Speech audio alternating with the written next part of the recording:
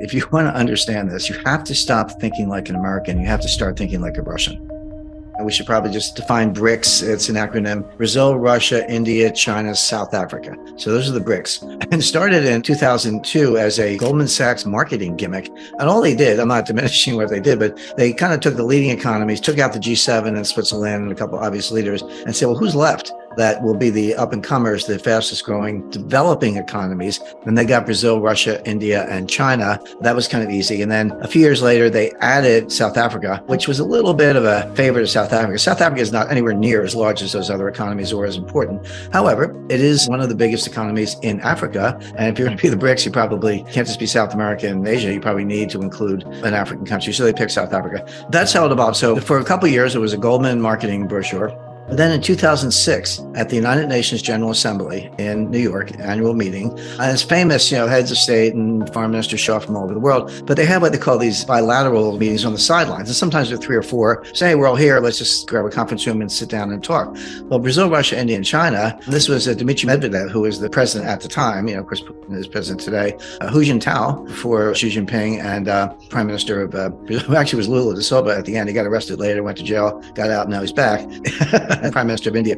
So they sat down and they said, we actually have a lot in common, a lot to talk about, and we added it up. We're a pretty powerful group. So they formalized it. And then in 2009, they had a summit conference, a formal summit conference with an agenda and all that in Yekaterinburg in Russia, in the Russian Federation. For those who know the Russian history, that's the place where the Bolsheviks killed the Tsar and his ministers and the Romanov family. But I guess the Russians have a little bit of a sense of humor. But anyway, that's where they had this summit, and they solidified, okay, we're a group, we're going to work together. And they did. And over the coming years, they multiplied numerous subgroups. That people say it's the BRICS meeting coming up. Well, yeah, that's the Leaders Summit. They have about 190 meetings a year. They have working groups on women's rights, sports, environment, climate change. You could go on and on.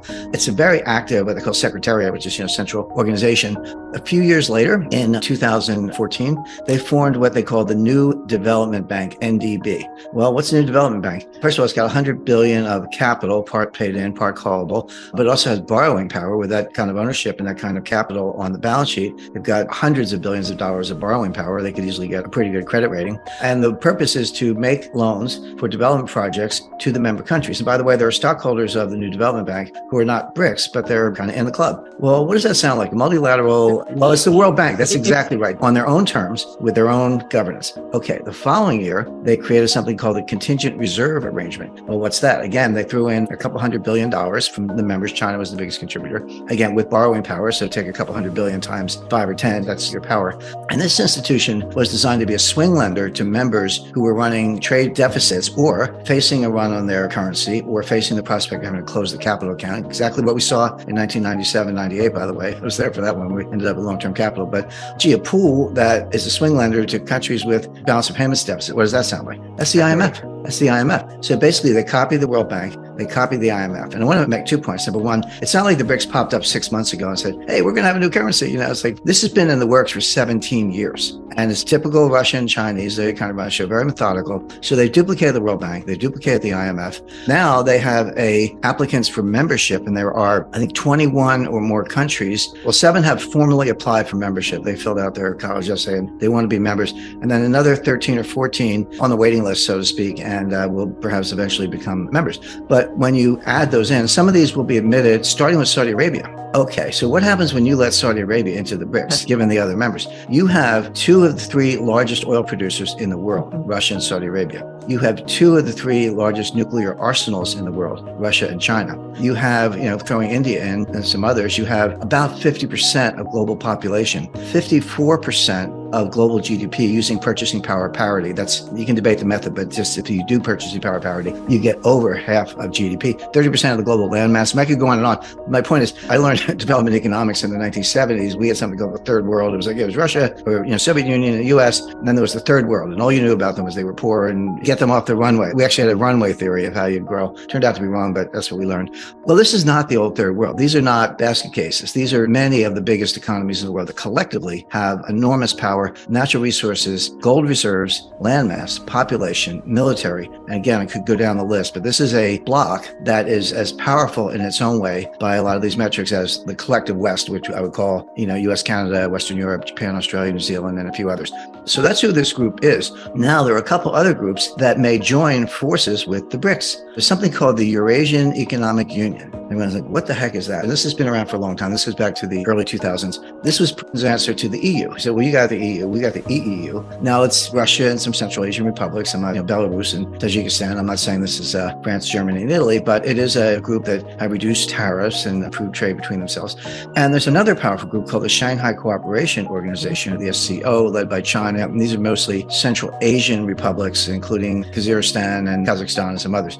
But they're all talking to each other. Now, what's the common denominator? Well, it's basically Russia and China. China's a member of two. Russia's the only country in the world that's a member of all three. So through pretty simple inference, you can say, hey, Russia and China are running the show. And it's very likely that when this thing plays out, I'll talk about the thing, I realize we're glossing over that, but when this new currency plays out, that those other countries will join in. When you do that, and I found a really cool widget. It's a map of the world that's blank, and you can go country by country and fill in by color. Just click on it and give it a color.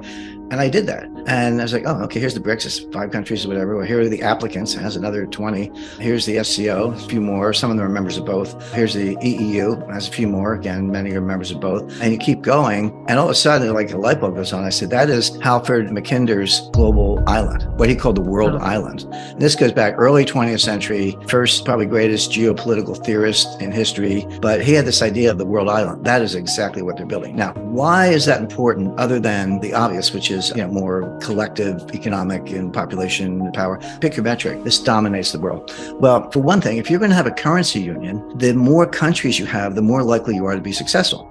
In the past year, what are the headlines? China and Saudi Arabia talking about selling oil for yuan.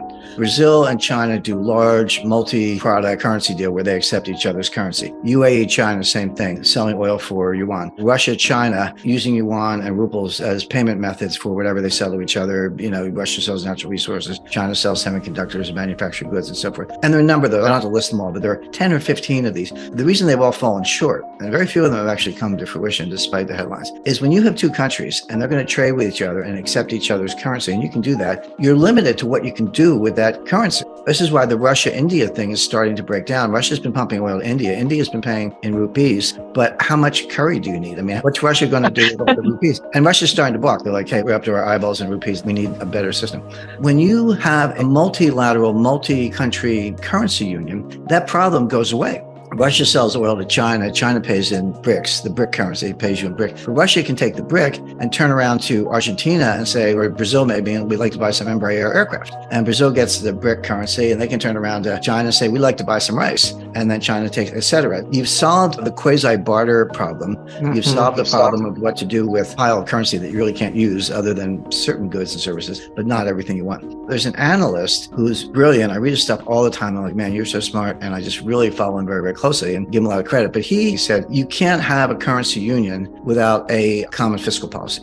And I said, have you not heard of the euro? I mean, there is no common fiscal policy in Europe. Don't tell me that Italy has the same fiscal policy as the Netherlands or that Germany has the same fiscal policy as Greece. They don't. They do have a central bank that issues the currency, has a little bit of gold, but not a lot relative to the size of the economy. But there's no common fiscal policy, and there's no common bond market. To this day, there's no such thing as a bond, I'll call it a euro bond, backed by the full faith and credit of the entire European monetary zone. It doesn't exist. You can buy German bonds in euros, you can buy Italian bonds in euros, but you can't buy a euro bond backed by all of those countries. So they don't have a common bond market. They don't have a common fiscal policy, but they do have a currency union that's very successful. So now back to the BRICS, they finally have the scale. They finally solved this problem, which I described. When you have two countries, you're not too much further ahead than barter, but with 30 countries or 40 countries, you've solved that problem. That's the background. It's been 17 years in the making. It's not an overnight thing. They replicated the World Bank. They replicated the IMF. Now they're coming out with a new currency. Now, here's where it gets really interesting. And I tell people, if you want to understand this, you have to stop thinking like an American. You have to start thinking like a Russian. It took me a long time to figure this out. This is the kind of thing that pretty much only Russia could come up with. What is the BRIC? And by the way, I don't know if they're going to call it a BRIC. I'm saying BRIC for convenience. It doesn't matter what they call it, but I just call it a BRIC for the time being. They'll come up with a name. Who knows? The value of the BRIC is not determined with reference to any other currency. It's determined with reference to gold by weight of gold. It's math, it's logic. Now we're back to Aristotle's transitive law. This is the key. This unlocks the whole thing. Aristotle said, if A equals B equals C, then A equals C. The B can drop out. It's logic of the transitive law. What the BRICS have done is they have dodged the biggest bullet, the thing that caused Bretton Woods ultimately to fail, the thing that potentially stands in the way of all this. They've defined their currency by weight of gold. Now, a weight of gold has a dollar value, but it's not fixed because the price of gold is going to fluctuate daily, minute by minute, right? So what's going to happen is the whole huge gold market in dollars is still going to exist. In fact, the BRICS want it to exist. I've never seen an international monetary economic problem that has created more confusion. I won't say misinformation, that's a little trite, but just confusion or maybe deliberate hyperbole than this one, because this is not the petro yuan. This is not the petro ruble. This is not a gold-backed yuan. This is not a gold standard. This is not the end of the US dollar. It's not the end of the euro. It's not the end of the world. It's not any of those things, but that's what everyone's running around shouting about. It's none of those things. In fact, quite the opposite. And this is where the Russian mentality comes in. The BRICS want the dollar to be around. They want the dollar gold market to exist because they get the free ride. The dollar has to do all the dirty work in the gold space, and BRICS get the free ride. By declaring one BRIC equal to a weight of gold, again, weight's the key, they just let the dollar gold market go wherever it goes, and the BRIC is worth an ounce or whatever, kilo, whatever. Yeah, the dollar equivalent under the transitive law changes, but they're not pegged to the dollar. They're not fighting that fight. I analogize this. It's like you're in your house, in the backyard, your landscaper is like digging trenches and putting in plants and sweating and doing all this work, and you're sitting there with a glass of iced tea enjoying the view. In other words, the BRICS get to free ride on the dollar gold system, and they want that system. They don't want it to go away because they get the benefit of a gold value. Now think of what the BRICS don't have to do in this scenario. They don't have to buy gold. They don't even have to own gold. They do, but no one in the world has enough gold to back a currency. This currency, the BRIC, will not be redeemable into gold. Now, maybe there's a dealer somewhere who will take it. That's between you and the dealer. But it's not like you're going to be able to march down to the People's Bank of China with a pile of bricks and say, give me the gold. They're not going to do it. So it's not redeemable. They're not going to make a market. They're not going to maintain a value because they don't have to, because it's by weight. They just get to sit back and piggyback on the dollar gold system and let the dollar do all the dirty work with one twist. And here's the Russian contribution. This is the ultimate fiat currency. The word fiat in Latin means I say so. Well, they say so, and there it is. Basically, this is a bet. This is a bet that the dollar is going to collapse against gold over time. I think that's a very good bet. This is not a 3-month forecast. I'm not saying gold's going to go up or down the next week. Who knows? But over time, now we're into what? Debt to GDP ratios, annual deficits, dare I say, modern monetary theory. All these ideas are ruining the dollar, and everyone can see it, but not yet. And so if you want to launch this new currency and you say, hey, long term, the dollar is going to collapse in terms of gold, I'll hook my horse to this wagon called gold by weight, and I'll just reap the benefits. And I don't have to do a thing. Here's the twist I like. And this is how it's going to play out. Now you're the United States. So you're like, looks like I've been painted into a corner. What can I do? Well, one of the things you could do, I've told the Treasury this for years, they don't listen. I mean, they invite me in, but they don't listen. One of the things you could do is buy gold. But what happens when the United States buys gold? The dollar price of gold goes up, and the BRIC gets stronger and the dollar gets weaker. Checkmate. In other words, the US is now in a box where you can't even get out of it by buying gold because you're going to weaken your own currency relative to gold in the process, and the BRICS are just going to sit there and not lift a finger. It's genius. I got to credit the Russians. I'm not saying the Chinese couldn't think of something like this, but this has got Russia's fingerprints all over it.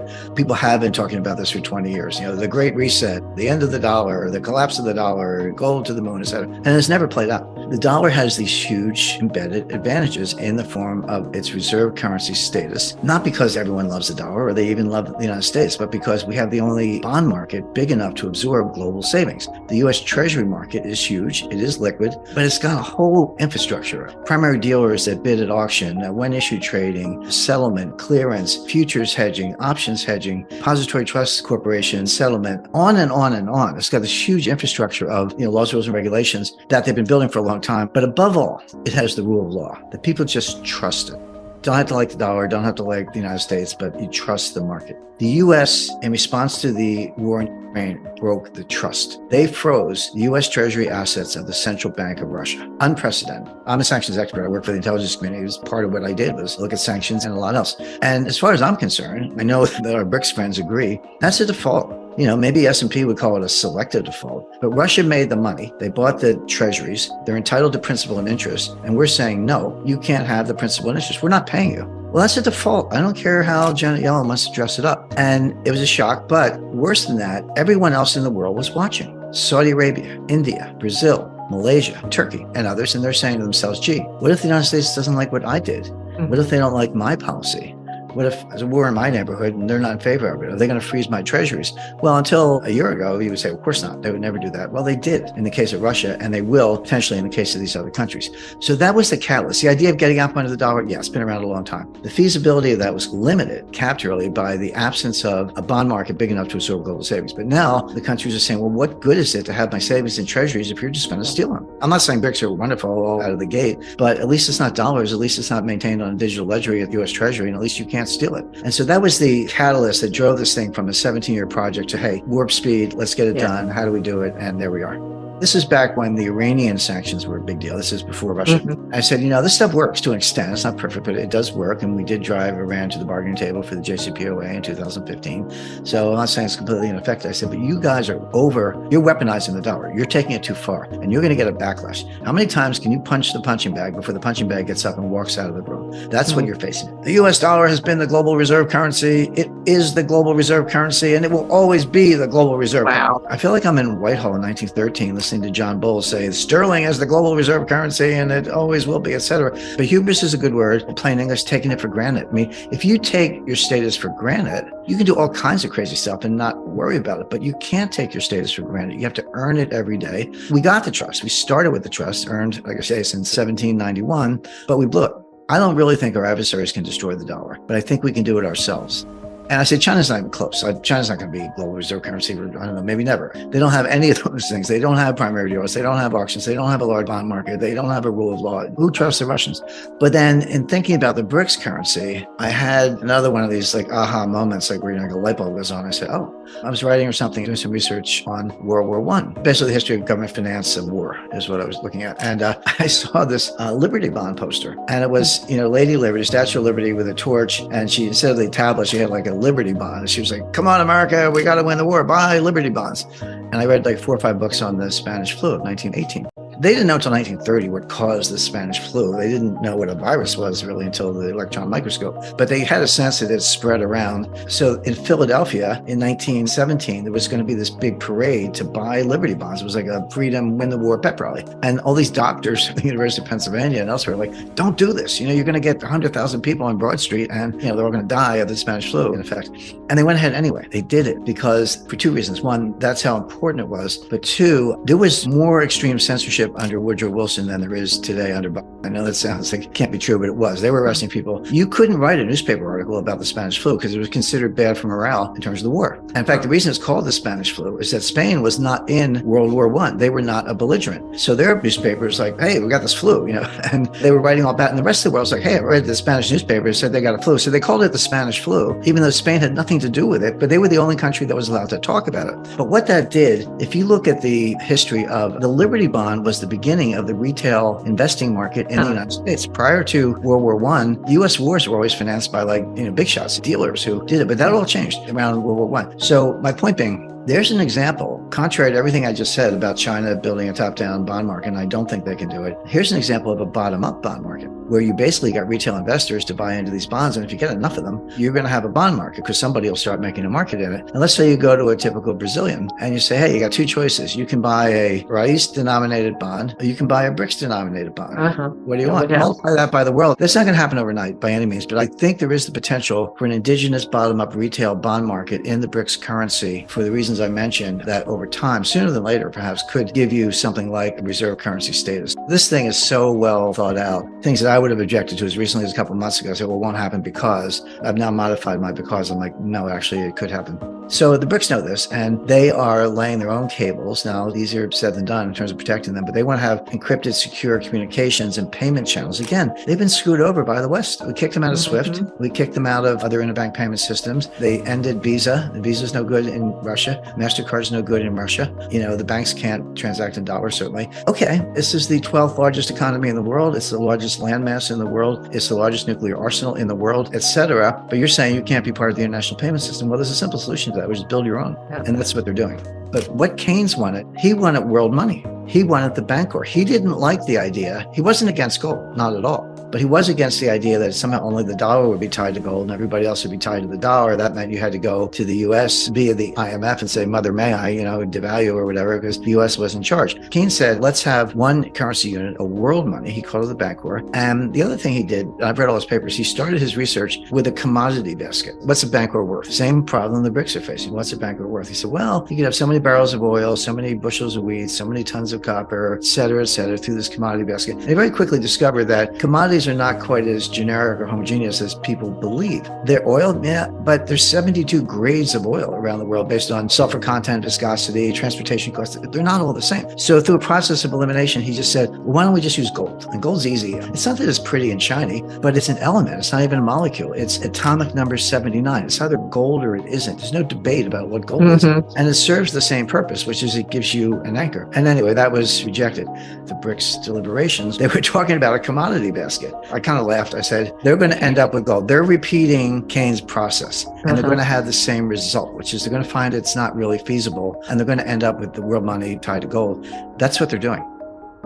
Is the Fed the ultimate buyer of last resort of treasury? Yes, but there's an intermediate buyer, which is the U.S. banking system. In the 1950s, a typical large U.S. bank balance sheet was 40% treasuries. That was normal. That wasn't like hoarding. Today, it's about 5 to 7%. I think you'll get a phone call to Jamie Dimon and all the other CEOs. They'll call them first to say, people got to buy bonds. And of course, they're all under the thumb of the U.S. government, and they will. So you might have a pretty good cushion of bond buyers before you have to turn to the Fed and expand the Fed balance sheet. It doesn't really solve the problem. It just passes it around the banking system. By the way, the Chinese are doing something very similar right now. Everyone's like, why hasn't People's Bank of China sold more dollars? Well, it's because they're making the banks do it. The commercial banks are selling the dollars and propping up the yuan. And we can see something similar in the United States. So that's one. The other thing, the BRICS, what they've done, this is part of the brilliance, they've opted out of the exchange market. Because normally if the dollar is getting weaker, you're getting stronger. That's bad for exports. It's currency wars. That was my first book, Currency Wars.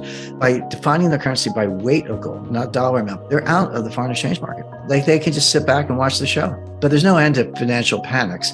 What's different about this, we may be looking at a tempo that's a lot faster. It's not every 7 years or every 10 years anymore. The U.S. is losing the war in Ukraine badly. You might even see Poland come in and bite off the western half up to Lviv, and Russia take the bottom 1/3, including the entire coastline through Odessa, and leave a little rump state, landlocked rump state around Kiev, maybe. There's no way to cover this stuff up. The New York Times and the Washington Post, I read them the same way I read Pravda during the Cold War. It's all lies, but they're valuable lies because it's good to know what the other guy's lying about. Exactly. You must have a reason for that. It must be important to you. So there's intelligence value in lies, and that's why I read the Times and the Post, because I made a big deal about sourcing. If you can't trust the New York Times, the Washington Post, or NBC, or any of that stuff, how do you find out what's going on? I mean, I'm not on the battlefield. I'm not even in London. And it was hard. I mean, I'm good at it, but that was hard. That took months to track down sources and websites that you could rely on. It wasn't like the Russian Defense Ministry. It wasn't like the Russian Defense Ministry. It wasn't like the Russian Defense Ministry. It wasn't. Right now, the U.S. is imposing sanctions. Sanctions it's a form of economic warfare, and it has a big implication for the dollar. Okay, now others are trying to get out of the dollar system. There's a dollar system that now is being changed. India is dealing directly with Russia, and holders of dollar-denominated assets don't want to hold those dollar assets if they feel that they're going to be grabbed and so on. So what's happening now has happened many times before. And I learned this in my past because in 1971, I was clerking on the floor of the New York Stock Exchange, and President Nixon gets on and he says, we're not going to give you the gold that the dollar is backed by. And we had a devaluation. It took me by surprise. I walked on the floor of the stock exchange. I thought it was going to go down a lot. It went up a lot. And that's because I never experienced the currency devaluation. I found the same exact thing when I studied history. Same exact announcement took place on March 5th, 1933 by Roosevelt and had the same effect. So I understood then how history before me was important. Studying the Great Depression allowed me and Bridgewater to anticipate the 2008 financial crisis. If I didn't study that, what's happening now is very relevant. The past is a guide to what's happening now. As we are approaching a challenging of the world order, in other words, a great power challenging another, there is an increased likelihood of some kind of war. There are 5 kinds of wars. There's a trade war, a technology war, a geopolitical influence war, a capital war, which we're in the midst of, and then there's a military war. And those things drive countries to be self-sufficient and independent. And as a result, globalization diminishes and nationalism increases. It's not the stock market. Stock market, so it's, in the book, it takes you through the stock markets during war periods. And so the only thing that matters for stocks is the cash flows. And as you get into the conflict, that's a different story. If you begin to see, as it progresses, those that are affected by the individual events have an effect, for example, tech stocks. But anyway, in answer to the question, how does it affect the markets? It affects the value of money, most fundamentally. Like what we're seeing now is that the value of money, when you run very large deficits, you have to spend a lot. You have to spend a lot on social programs. You have to spend a lot on defense. You have to spend a lot on environmental programs and so on. And so when you spend a lot more money than you earn, then you have to print money to make up that difference, to make the purchases. And then that devalues money. And so it's like the examples I gave you of the two currency devaluations that you had before. 1971 led to the inflationary period of the 1970s. And so you have the stock market. Yes, the stock market goes up and other things, but cash is trash. And people then begin to learn that the bonds that they're holding have negative returns. And it starts to change the value of money, the value of dollars and so on. So money goes into other assets. It produces more of an inflation, and you start to enter a certain type of environment. And the environment that we're in is beginning to be very much like that of the 1970s. There's two ways of dealing with debt. You pay it back in hard money, or you pay it back in soft money. You pay it back in hard money, and you have a problem. You have a depression. So throughout history, whenever that was done, pay it back in hard money. Eventually, that was abandoned and you print money. That was what 71 was. That was what March 1933 was. And so I think that what you have to think about is the value of money. How much money does one have in debt instruments? And do you want to own that as an asset? I think they're bad assets. And then how do you diversify? Do you find yourself with a substantial amount of cash that's currently idle and not generating returns?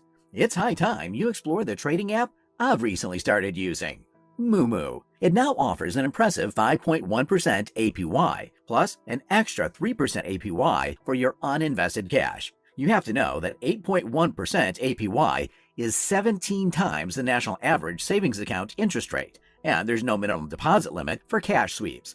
This is one of the highest interest rates I know of. Why I love Moomoo is it stands out by offering zero commissions and no platform fees for stocks, options, and ETFs. It's packed with powerful market analysis features for absolutely free. For example, now is the U.S. stock market earnings season. Financial data, analyst ratings, earnings calendar, and more are all free to use. The 6.8% margin rate is one of the lowest I've come across. You can tap into pro-level tools and information absolutely free. Sign up using my link below and grab up to 15 free stocks and park your idle funds on Moomoo for a sweet 5.1% APY plus 3% APY extra. Or earn up to $5,000 in cash rewards when you transfer assets to Moomoo. And the system also has to deal with what is money? Is the dollar going to remain the same sort of reserve currency? And then you see the development of alternative monies. We're seeing a variety. I think different types of money will compete with each other in the environment we're in.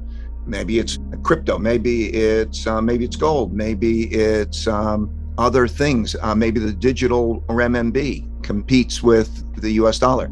We're going to come into an environment. Think about how much money is being stored in debt instruments, those debt assets. Think about how poor those returns are. So that kind of a shift, I think, is very important. All currencies have a lot of debt. So when you look at one relative to the other, there will be a lot of printing. I mean, currency equals debt. And when you hold a currency, you're holding a debt instrument. And so all of those will decline in value relative to other things. Now, will the dollar decline more than other currencies? It's almost certain that we're going to come into this environment. We're in this environment in which there's a shifting of those currencies. So you're going to see more of China's renminbi being used. You're seeing India have a direct link with Russia on the currency. So we're in an important change in the currency. But how that is a store of wealth is a different question. So a currency is a medium of exchange and a storehold of wealth. And its storehold of wealth is now a problem, particularly for the dollar, but it's also a problem for other countries. So that's why you have inflation. As money goes into other things and the cost of borrowing is so low relative to the inflation rate, then it encourages the borrowing of money and the sale of money. In other words, not holding financial assets like that. So that's, yes, I think you're changing the nature of what money is and what the dollar is as a storehold of wealth. We're beginning a paradigm shift. A paradigm shift is a shift from a mindset and positioning of that mindset to another mindset and another positioning of that. So, for example, the mindset that we were in was that you have low inflation, and when you're owning bonds and you're owning cash, or you are operating one way, and you don't worry about that, and companies don't worry about it in their inventories, or having larger inventories, or homeowners don't worry about inflation as much in the purchases of their houses and so on. Once that shift begins, it causes a reinforcing dynamic. It's like everybody is long bonds. We've been in a 40-year bull market in bonds. And so it's been fine to have. And when that shift starts to take place, you see behavioral shifts that reinforce that cycle in the paradigm. So for example, when there is the selling of bonds, that makes it more inflationary in and of itself, because the amount of debt that has to be sold is not just the deficit, but also the amount of debt that's being sold is those bonds. So now interest rates have to rise a lot, or the Federal Reserve has got to come in there and buy more. And then you get wages. People make wage settlements and such things. So a paradigm shift is beginning to take place, and that will be also self-reinforcing. And it's taking place in this context of the conflict, which then creates the breakdown of efficient systems. Each country wants to be self-sufficient. It needs to protect itself. And in being self-sufficient in that way, then you have less efficiencies in the system. And all of that becomes self-reinforcing. So it's all happened before. It's all happened many, many times before. Yeah, I'm concerned about that. When you raise the return on bonds and you raise the return on cash and you tighten money, then that makes other assets less attractive, such as risky assets, particularly long duration assets like tech stocks and the like. So you produce that squeeze, yes, but that's still only at 2% or a little bit over 2% with an inflation rate which is considerably higher than that. We've had a 7% inflation rate, and we'll probably settle, it'll be a 5%-ish or something. And so you're still losing that money to inflation. People are. So what you have is enough tightening by the Federal Reserve to deal with inflation adequately is too much tightening for the markets and the economy. So the Fed is going to be in a very difficult place a year from now as inflation still remains high and it starts to pinch on both the markets and the economy. Here's the problem. If you're borrowing more money than you're lending and you have a lot of debt, you either are going to pay back in hard money or in soft money. And so it creates a very difficult trade-off. So what can you do? Do you spend less money? So that the trade-off becomes more and more difficult. And that's what brings about a stagflation environment, because they try to navigate between those two undesirables. In other words, they want to contain inflation, but too high of an interest rate that's good enough for inflation causes too much economic environment. So what can they do? No, they're in a position already because of that dynamic, spending more than they're earning, creation of a lot more debt and a lot of other debt, which one man's debts are another man's assets. And that as the holder of that assets is losing money. Imagine holding a bond now. Look at how much money is in bond funds and cash. Okay, not only in cash, you don't get any return to compensate for the interest rate. And in your bond fund, you get negative returns. And how's that feel? So are you going to continue to hold those bonds in that bond fund? It's a dynamic that they have to deal with that is really beyond their capacity to deal with it. They can't change those fundamentals. I think that most likely what we're going to have is a period of stagflation. And then you have to understand how to build a portfolio that's balanced for that kind of an environment. So every investment is an exchange of a lump sum payment for a future cash flow. And so the cost of money is a consideration relative to the return on money. And so when we look at that return, when we say I can hold cash or I can hold a bond. That changes the inclination to hold cash. But also, one has to look at the expected return on equities. In other words, one calculates the present value of future cash flows. You estimate what are those earnings going to be in the future and what are they worth today. Stocks are now having expected returns, which are not very much more than bonds, which would be not very much more than cash. So as that happens, so that why should I own equities farther out, and have the volatility of equities? So that shift in the curve, in other words, the relationship between cash, bonds, and then the relationship between bonds and equities, and the relationship for corporations between the rates at which they borrow at and the rates at which they can earn money at, have a pervasive effect on the economy and the markets. So no, it's important to take a look at that relationship, that yield curve structured that way, but you should go beyond that and include the returns of other assets. What can you do in the way of generating returns relative to the costs of money, the relative attractiveness of those instruments? You have to have an economy in which the people believe that you have a fair system and you have to have productivity. So I would say the most important thing is the redistribution of opportunity to make people productive and to eliminate the internal conflict, or to reduce the internal conflict, which can be so disruptive. When you see large wealth gaps and at the same time you see economic problems, you have a lot of internal conflict, and that internal conflict is bad economically and it's bad socially. But it's not just the wealth gap, it is the productivity level that results. And it's certainly going to be a political issue. So when we talk about markets and the economy and all of these things, we have to realize, for example, that internal conflict will have a big effect. Sign up using my link below and grab up to 15 free stocks and park your idle funds on Moomoo for a sweet 5.1% APY plus 3% APY extra. Or earn up to $5,000 in cash rewards when you transfer assets to Moomoo. Assets to Moomoo. Assets